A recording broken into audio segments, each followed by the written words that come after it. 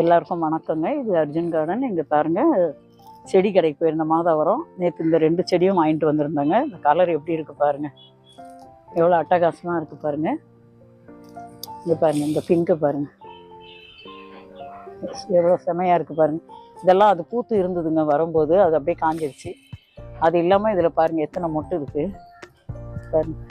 இது வந்து ரொம்ப செடி விரிஞ்சு அப்படியே இதுவாக படர்ந்து இருக்குது, கிழங்க ஒடிஞ்சிடும்னு சொல்லிட்டு இந்த மாதிரி கயிறு போட்டு கட்டி வச்சுருக்கேன் நான். இப்போ இந்த இந்த செடி வந்து இந்த தொட்டியில் வைக்கிறேன் பாருங்கள்.